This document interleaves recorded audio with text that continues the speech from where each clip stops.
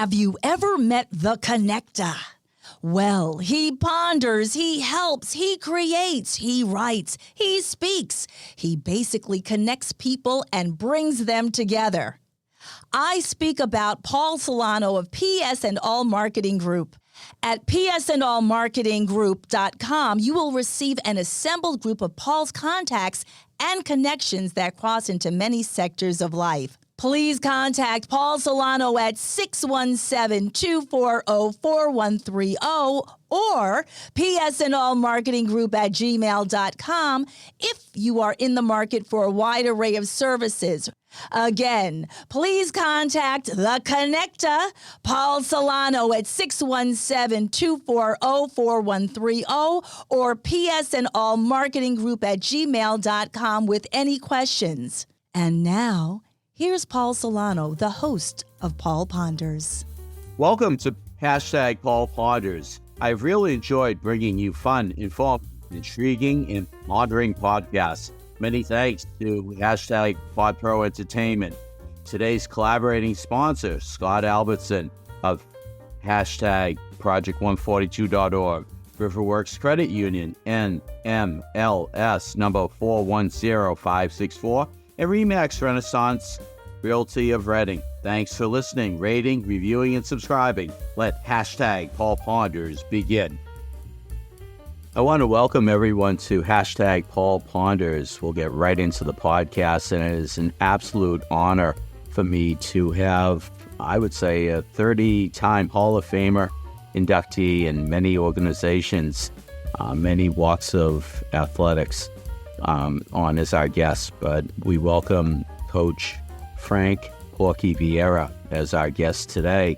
And just to really touch upon a card that I saw at that I received at a recent dedication at the University of New Haven, the New Haven Chargers.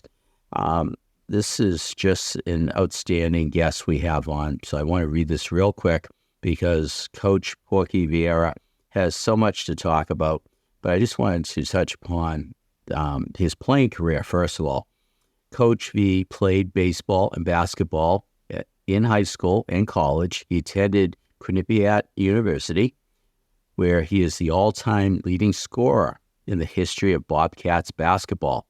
He was drafted by the New York Giants in 1952 after high school, and again after college by the Brooklyn Dodgers in 1957. He played in the New York Penn League from 1957 to 1961. But of course, Coach V, had just had an illustrious career. 44 seasons coaching from 1963 to 2006. His all-time record is 1,127 wins, 324 losses, and 6 ties. That is a winning percentage of .776. Now look at the regional appearances. 31, 26 in the NCAA, 5 in the NAIA. World Series berths, 17, 15 NCAAs and 2 NAIAs. Postseason wins, 81. Consecutive winning seasons, 42 from 1963 to 2004. Winning seasons overall, 43. All-American awards, 35. All-Region awards, 72. The players signed professionally, 75 plus. The players make an NBA roster, 10. Most notable player, 1987 Cy Young Award winner Steve Bedrosian for the Philadelphia Phillies. Coach Vieira, welcome to Hashtag Paul Ponders. Great to have you on. It's good to be here. Absolutely. Thank you, Coach. But I just wanted to, again, thank you for taking the time to be with us for this podcast. And I've met you in person 3 times in my life, and I've always enjoyed meeting you. And the person who made that possible is our dear friend, Coach, not Coach, well, he is a coach too, but Dave Caiazzo, one of your former standouts. Dave Caiazzo is like my second son. He's something that through all these years, I don't think I had anyone say closer to me than Dave Caiazzo. And as far as Dave Caiazzo, as far as a pitcher, he was in the category of the Berjosian. But I often said this: if I had one game to win, it would be Caiazzo to be on the mound. So that's what I think of Dave Caiazzo. He is an absolutely wonderful person, and he's a two-time Paul Ponders guest, and he has so much to talk about with his career, both from Malden High School and college when he played for you at the University of New Haven, and all. But what attracted you to really scout him and to get him to attend University of New Haven? What were you looking for in a player? I tell you, the day I went to watch him, he wasn't that good, but I kind of liked the way, he handled the whole situation. He kept plugging right in there. And there was just something about his makeup. I think as a coach, you see a certain thing in each individual. And he took the rough time without any excuses or things of that nature. So that's what impressed me. And sure enough, when he came into school, he lived up to way, way more than I expected. But that's it. Wow. And during the course of 44 years and all, you saw so many great players. Are there any other players who really just stood out in your mind? Well, I think you have to go with Bedrosian. He was something throwing in the high 90s. You look at him and you say, well, this guy can't miss, because back then, anybody throwing that hard, that I knew he's going to be with me for one season. Plus, he got $35,000 to sign back then, which was pretty good. Wow, that was a lot of money back then and all. Now, you strung together 43 consecutive winning seasons. That is absolutely remarkable. I should have had another one, but I made a mistake. And I listened to Debbie Chin, and I hired two assistants. That was probably my worst mistake in my career, but I'm not going to get into that, Paul. Exactly. But it's really something. When I went to your recent the dedication they had, we'll give a plug for the Coach Frank Vieira Scholarship, which is set up for New Haven athletics, and operators are standing by. MasterCard and Visa accepted. Anyone who wants to donate, just check out the website for University of New Haven College. I was just totally blown away by the number of players, past players, who came back to honor you. And so many of those players, and I know Dave Caiazzo is one of them, said that if it wasn't for Coach, I would not be the person who I am today. So what was your philosophy in being a coach and being a mentor? I think I was a disciplinarian. I ran the kids hard. I worked the kids hard. But the bottom line is, I thought it was fair. I had certain dress codes, no ponytails, no beards. They had to wear the uniforms the right way. But I think in this day and age, I probably couldn't get away with it. But my thing was just to motivate them to get to the next level. That's why I think the best thing is that we took a lot of kids and, we turned, into pros. So, 72 kids went on, and we did have 10 of the program at the major leagues. In fact, I had one, believe it or not, our pitching coach, that was one of my pitching coaches, is now the head pitching coach for the Minnesota Twins. Oh, wow. Number 11. That's incredible. But I'm totally blown away. And at the event, the dedication, there were players from representing, I would say, all 5 decades of when you coach, and the generational aspect, it just blows me away as to how you would have to adjust and adapt to the mindset of those players. because I was so tough on myself, I always had this. As much as I ever worked them, I worked myself even harder. So that was one of my big philosophies, as far as coaching. I never asked them to do anything that I didn't do as a player. So true. So true. That is important in so many walks of life, and that really is something that you really have to advocate. You have to walk the walk and talk the talk, I guess. Right. That's a good way to put it. Absolutely. My thing is, it was all natural. When I hear all these war stories, I'm saying, who are you talking about? They said, we're talking about you. I didn't realize half of the things I did to motivate these kids, but we had over 200-something kids come back from the 1960s up to the last year I coached. So that told me something. That is really quite an impact. I remember the movie Mr. Holland's Opus, and we're going to have to put a movie out there and substitute Coach V's Opus. Now, besides coaching baseball, you were a pretty decent basketball player, I hear. I could shoot the basket, I think back in the 60s, better than anybody in the country.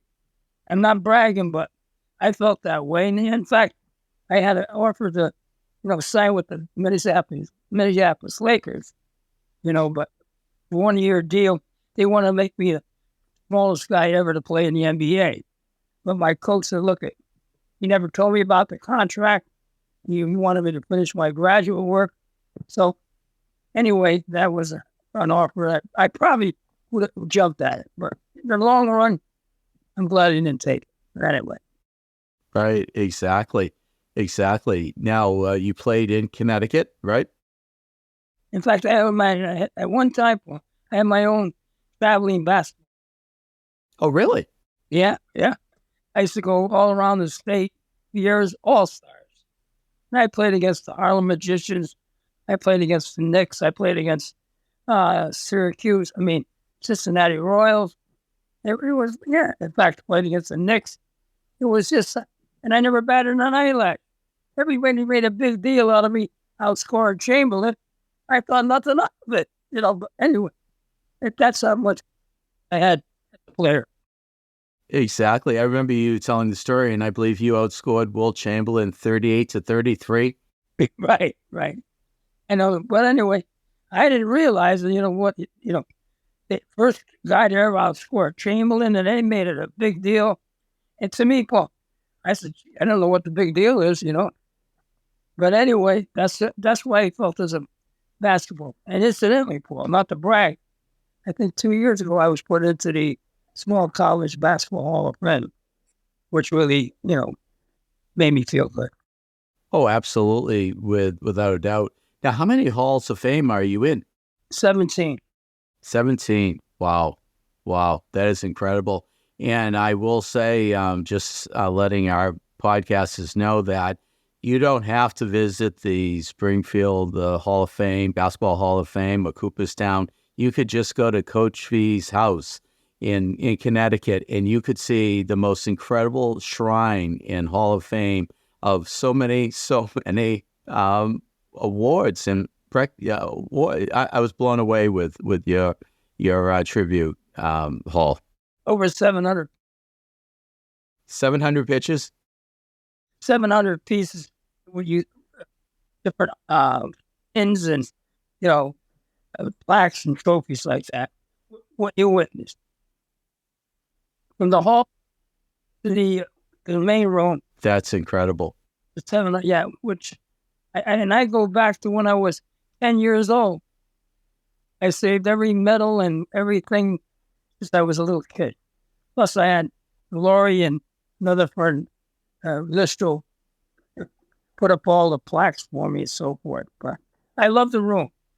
So if you were to compare yourself to modern day coaches of yesteryear, who would you say you took after as a coach? Did you study any special coach? I think my own coach, Tufi Maroon, he was tough, and that's all my coaches. The high school coach, Ed Riley, my boys club, people there were always all very tough on you. You know, I mean, it was like a second home to go to the Middle Street Boys Club, and then, high school was the same way. So my whole career as a kid and growing up, I was always, it was number one discipline by people that, I was under. So plus the fact my father was a great, person as far as discipline, as far as, being a man of his word and so forth. So I was lucky in that sense. That's tremendous. Really, it's great to have a role model like your dad. Yeah, it's really, really great to have that role model. Now, when you look at the coaches of today, signing all these contracts and doing all these things, what do you think of today's breed of coaches? I think it's horrible because of the fact that they're buying players, and the whole college scene is a total joke because, these guys that are coming into UConn are making tons of money. The backcourt, a few years ago, or coming back, was making like $350,000 a year. So, I mean, in this day and age, you're buying players. It's not like a kid goes to school for 4 years. It's become a total joke. Basketball and football, terrible. Now, even baseball. Is that right? Even baseball too, huh? Right. Well, I'll give you an example. The fellow I was talking about, Peter Mackey, kid that was my pitching coach. He replaced the Minnesota pitching coach who took an offer to a college to get paid more. And he was making $450,000 a year. Wow. Yeah. He quit the majors to go to a college job. Well, that tells you something. I guess that's the power of endowed chairs and all. I worked in the fundraising and the endowed chair level, and it's something that it really is something how that high price of endowments is really impacting the quality and the number of coaches who are going into the college ranks. Right on that. Here's a guy making $5 million. Wow. I know. Unbelievable. It really is something. So let's circle back to Dave Caiazzo and when he played. I believe that you were in the World Series once or twice with him. We were coming down one night. It was a major game. The game to take us to the World Series. We're coming down in the elevator. I says, David, I need this one today. His coach, don't worry about it. Sure enough, we went out there and pitched maybe a 2-hitter. He took us to the World Series. And then I think we won a game in the World Series. But, that's why I say, if I needed one game to win, it would be David. That's tremendous. I remember hearing that story in his book, how life threw me a curveball, how he overcame diabetes. And I remember, and you're mentioned quite a bit in his book. I put a gun to his head and said, you better write about me. Anyway, he was good. We always had to have orange juice waiting for him, Sometimes, he didn't eat the right foods. And he was we had to keep an eye on him with the diabetes. I worked the hell out of him anyway. I love it. Well, Coach, you've had such a great career, and I always look for those Paul Ponder moments where we could give advice. So if for our listeners out there, people who have subscribed to Paul Ponders, what are the top 3 tips you would give someone who is looking to get into the world of coaching? Number one, it's got to be a tough sell right now because, to be honest with you, Paul, all I hear about are the parents. The parents, in this day and age, are in the crowds are second guessing the coaches and same as referees being attacked at gym. So I tell you, the whole thing has changed. Very few guys are going into coaching or going into refereeing because of the crowd element, and mainly because of the parents. I had a rule. I'll tell you this. I had a rule. And a rule that any parent that calls me on how much playing time you're getting, the second I not the scholarship, on playing time, the second I put down the phone, your locker's being cleared out. I never got a call in 44 years. How's that? Perfect. I don't think you get away with that now. I don't think so. No, not at all. Not at all. And what else would you advise up-and-coming coaches to do? Try to be yourself. I tell guys, a lot of people, not to brag, they try to duplicate me. And I'm saying, look, there's only one cuckoo bird like me, Be yourself. And kids can spot that. You're trying to be someone else. They'll know like this. Be yourself, and it'll accept you. But try to be a phone, no way. Kids will read right through you. Wow. That's so true as well. And what would your third piece of advice be for up-and-coming coaches? Never think you know it all. I went to Jack School at St. John's all through the winter months just to learn more about each position, so forth and so forth. You have to always be open-minded as far as, how much knowledge you can get. And that's what amazes me when I watch these major leaguers as far as trying to bunt their bunt properly. They don't know how to bunt because they haven't been bunting all season long. Just little things that in runs they don't look, just little small things. I'm shocked. I'm saying, my God, these are major league guys not playing the game the right way. That's what I'm saying. Getting up. I was an outfielder. So I brought in someone who knew out of the infield, and Joe Tonelli, and Johnny Ancolari. So, you don't have to know it all. Let them do their thing. That's so true. Now, one other thing, too, which I did not read, but this is something that must be stated. You went 44 seasons and you were never ejected from a game. I believe in leave the umpires alone. You have all you can do to try to hit the ball. So I wouldn't allow it. And, that's the way it is. Plus the fact, I never had a kid thrown out of me. Wow. That is amazing. Now, I had a nice chat with a gentleman, I believe his name was Nelson. He was an umpire. He umpired many of your games. Oh, yeah. Very nice man. Very nice man. Elmer Duchesne. Oh, Elmer wasn't Nelson, right? Okay, Elmer. Yes. Great.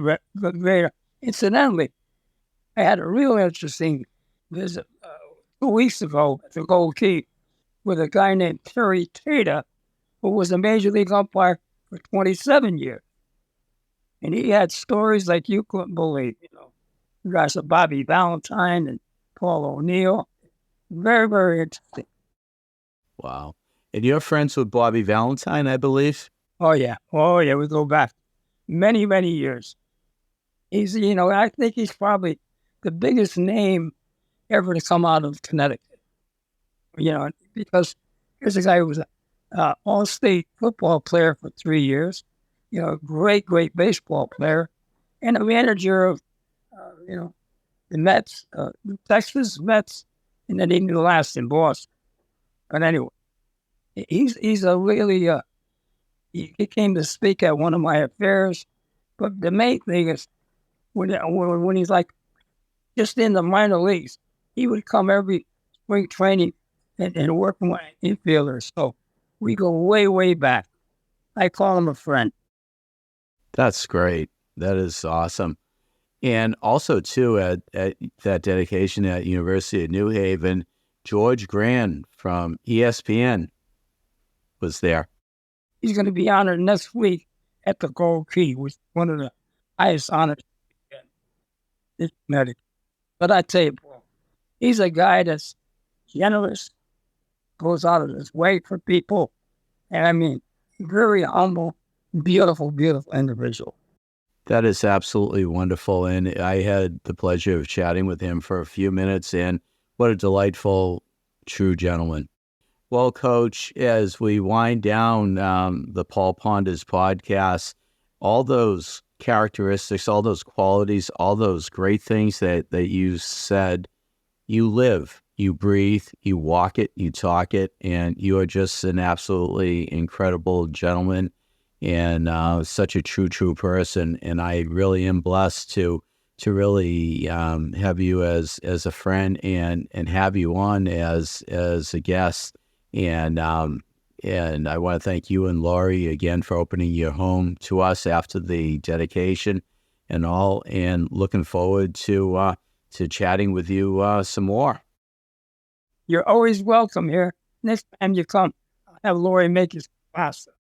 Okay, I'll fit that into my calorie count. All right, Laurie. Thank you, Paul.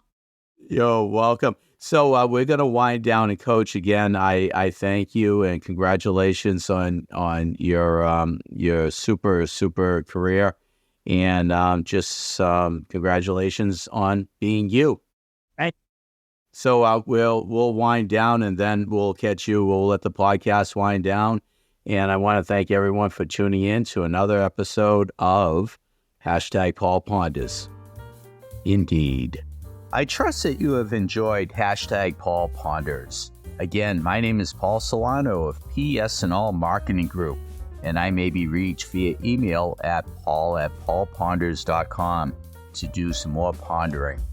Many thanks to my longtime collaborative friend and associate, Caiazzo Amos of Pod Pro Entertainment, in bringing you our fun, exciting, and informative podcasts. You rock, Techie Caiazzo. With PS&All Marketing Group, I created a side gig to connect you and get things done. Please do not hesitate to reach out to me at paul@paulponders.com with any questions. Subscribe to our YouTube channel at Paul Ponders. Follow us on Twitter at Paul Ponders Pod. Follow us on Instagram at Paul Ponders Podcast. Thank you again for listening to Paul Ponders, available on Apple Podcasts, Spotify, our website, paulponders.com, or wherever you stream your podcasts. Subscribe, stream, rate, and review our shows. Your ratings and reviews help our show reach new audiences. Produced by Pod Pro Entertainment, Paul Ponders lives within a network of podcasts located at podproentertainment.com. # the new radio. Until we meet again, my friend, stay well. # indeed.